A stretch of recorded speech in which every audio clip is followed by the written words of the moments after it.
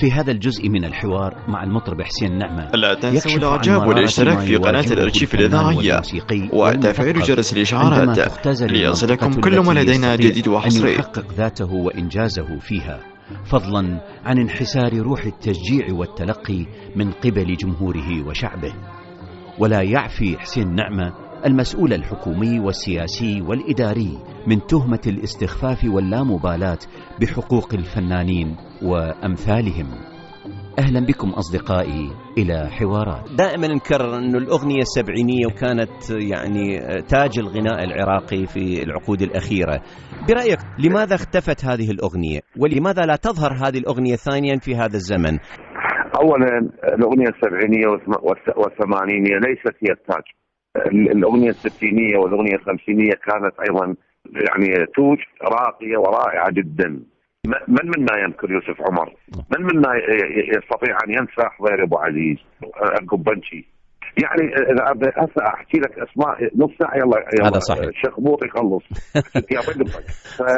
بالرغم أن الأغنية آنذاك كانت يعني أغنية فطرية. معظم المطربين كانوا هم ما يحملون شهادات أو ما درسوا موسيقى، لا اجوا بالسبعينات. مثلا انا معلم، فاضل عواد معلم، فؤاد سالم ايضا كان. اما الاغنيه الثمانينيه لا كانت اغنيه الحروب والمدح يعني. ولذلك تشوف النتاج الثمانيني للاغنيه العاطفيه كلش اضمحل. صح طلعوا مطربين يعني بعدنا، ربما جيل حميد وراي مباشرة هو سعد بن جابر صحيح، يعني مثلا علي جودة ولا أرض الخياط. لا أرض الخياط أيضا نعتبره نهاية السبعينات. لماذا لا تحضر الأغنية من جديد؟ ذيك الأغنية اللي الناس كلها ترددها وتسمعها، شنو البيئة اللي تفتقدها حتى تحضر؟ كانت وسائل الإعلام اللي تشوش على العطاء الأصيل ماكو. يعني مثلا الآن القنوات الفضائية اعتبرها مصادر المؤامرة، أنا أقدر أقول وبكل جرأة أحكي إن هاي القنوات الفضائية لها خيور وارتباطات مشبوهة. وأخطر لغة لتربية ذوق الشباب هي الموسيقى، لأنه اللغة المباشرة. يعني أنت ممكن الكتاب مو كل واحد يقدر يقرأ، والمعرض الرسم ربما ينعرض المعرض أسبوع شهر وتنشال اللوحات، والمسرحية أيضا ربما يعني تنعرض شهر شهرين ومو كل واحد يروح له. لكن الأغنية تلاحقك وأنت في سيارتك، تلاحق المرأة في المطبخ، تلاحق العائلة في التلفزيون. ولذلك استثمروا القنوات الفضائية هاي الأجهزة الخطرة جدا، وحولوا العطاء الرصين اللي كنا نسمع قبل فيروز، نسمع أم كلثوم وعبد الوهاب وفريد الأطرش ويوسف عمر وحضير وداخل حسن، بدأنا نسمع أصوات طارئة ونسمع كلمات تشوش على التربية وربما مثلا. وهذا الموجود يعني المستمع يقول لك هذا الموجود. احنا قبل أتذكر بأيامنا شبابنا مراهقتنا اكو كانت مؤامرة بس عن طريق الكتاب. وبالمناسبة أنا بودي من خلالكم يعني أقدم اعتزازي وتقديري ورحمتي لأستاذي الفنان والأديب الأستاذ عزيز عبد الصح. أعطاني أول كتاب أتذكر لحد الآن الشيخ والبحر لإرنست هيمنغواي، وقال لي يا ابني اقرأ. وحتى أتذكر هو اللي ذكرني، قال لي أول كلمة نزلت بالقرآن من رب العالمين كلمة اقرأ ربك الذي يعني فهمتني يمكن أستاذ عزيز. أستاذ حسين، حقيقة إذاعة العراق الحر احنا نعتمد فقط في إذاعتنا الأغاني العراقية كما يعرف كل المستمعين، وبصراحة كثير من الإشارات تجينا رسائل من المستمعين تشكر الإذاعة وتتمنى أن نواصل التقاط الأغاني الجميلة في ذاكرتهم. حسين نعمة، حضيري، زكية جورج، رضا علي، وبعض الجيل الجديد. بهذه المناسبة خليني أسأل ورأي مختصر من حسين نعمة، ما رأيك بإنجازات بعض الفنانين العراقيين حاليا وعلى رأسهم كاظم الساهر؟ والله هو هذا أيضا سؤال محرج. يعني أنا شو بدي أقول لك، أنا مثلا كثير من العراقيين الآن يغنون خارج العراق في مكانات لا ما تليق بالفنان أن يغني بها، وهذا بدافع العيش. يا أخي أنا هنا بالعراق خلي يسمعوني الآن كل الدنيا خل تسمعني. يعني من يصدق أن راتبي 250,000؟ لكن أنا أحيانا ماكو مخليها يم رب العالمين. تجيني دعوات. ذاك يوم رحت القطر يعني قدرت أن الناس كرموني للتكريم، أقدر أعيش به في سنتي. رحت إلى السويد غنيت. هذا حق مو تكريم، يعني هذا حق وحقوق لفنان، لعطاء فنان. قصدي أنا رحت غنيت 5 حفلات 4 حفلات بالسويد وحفلة في هولندا. أيضا أقدر أحافظ على كرامتي، أعيش لي كم سنة بيهم. ولذلك أنا قاعد بالناصرية ما أطلع، وحتى ببغداد ما أغني لأن الوضع ما يطمن ببغداد. خليني أكون أحكي بكل صراحة، تعال غني بالليل واطلع تالي الليل وما تعرف من يلاقيك وما تعرف شو تسوي، ما تعرف، مو مثل قبل بغداد. خلينا نحكي طق يعني نضحك على روحنا ولا ما أعرف. ذولا خطية، ذولا الشباب يغنون في مكانات ما تليق بهم يعني. لكن هو أيضا يواجه هذا الواقع أنه بالعراق ما يقدر يغني، وإذا انفتحت له آفاق ومجالات جيدة في الخارج لماذا لا؟ ليش لا؟ هو والله أنا أكو عندي فد مادة سامعة لعبد الحليم حافظ الله يرحمه، يقول عن الفنان أن يعرف متى يقول نعم ومتى يقول لا حتى إن كلفه ذلك الجوع.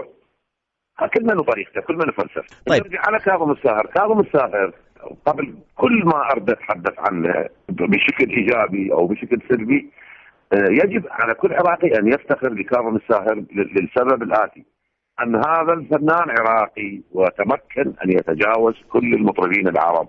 من هالمنطلق هذا يجب أن نفتخر به.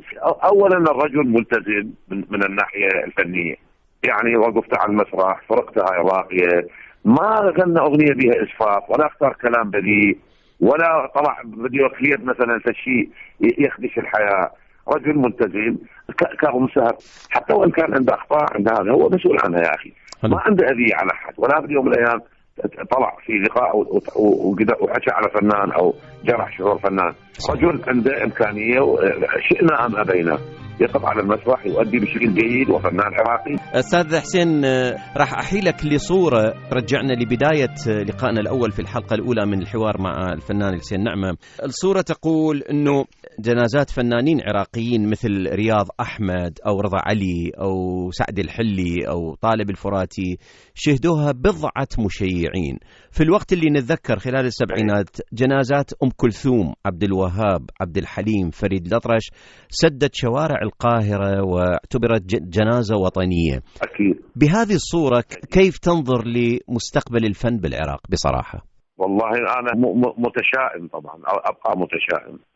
لكن اليوم في البيت أتحدث مع زوجتي، قلت لها أكو شغلة إذا حققتها أنا راح أعلن اعتزالي يعني بلا رجعة مهما حصل.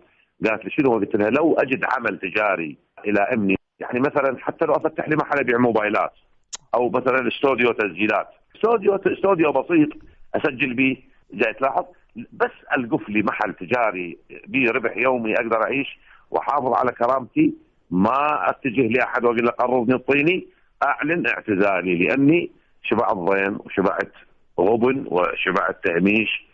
وحقيقة يعني أنا مو سوداوي ولا متشائم، بس أعتقد يعني يراد لنا فترة طويلة بعد ما أدري، لأنه الشعب اللي ما يحترم الفنان وما عنده وعي لمعنى الإبداع يبقى شعب متخلف مع احتراماتي وحبي لشعب العراق، هذا الشعب الطيب الأصيل. الحديث وياك فعلا ينكأ جراح الوجع بتخلف بعض القراءات لبعض الناس، ربما هم سياسيين أو مسؤولين حكوميين، ومن بعض الأفراد اللي مع الأسف ما يكونون على وعي كامل بأهمية الفن ودوره في تاريخ الشعوب. جاوبهم بأغنية من حسين نعمة. خليني أنا أختار الأغنية. أنت تختار. قبل ما أغني إذا أمكن عندي تعقيب وتعليق بسيط إذا تسمحون لي. تفضل. أكو شغلة بدي أحكيها، وأنا واثق من إذاعتكم إذاعة رائعة، وترى إذاعتكم مهمة جدا، ومو أنا اللي أقولها. تسلم.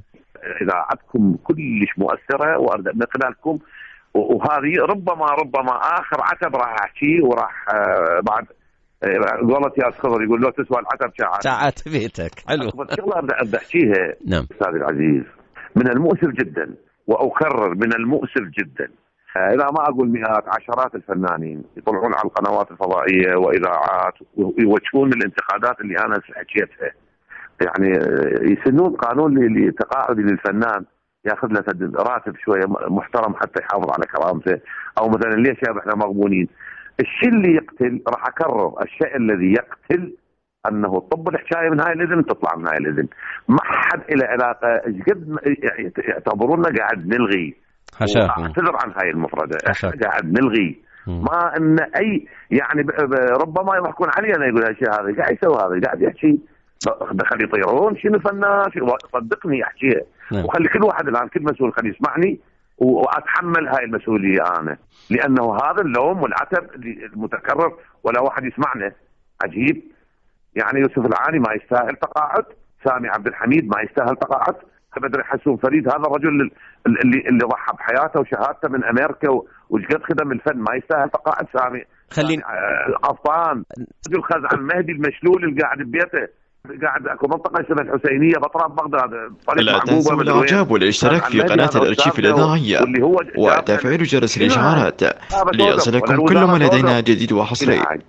يعني انا مرات من قد ما قلبي ماجور يقولوا لي اليوم وين تغني؟ اقول لهم بالحمام، يضحكون يقولوا بعد شو ما تغني اليوم وين تغني؟ اقول لهم والله اغني بالحمام، اضحك على روحي، ناصب على روحي. وشر البليه ما يضحك، جاوبهم باختيار جميل وحكيم من اغانيك. اجاوبهم باغنيه والحر تكفيه الاشاره. نسمع. اكتب نادم دبهد على وقتك، لا لا لا لا لا تعت بي كم صوتك، وإن شاء الله غيمة صيف، فعلا غيمة صيف. الله يخليك حبيبي، أشكرك.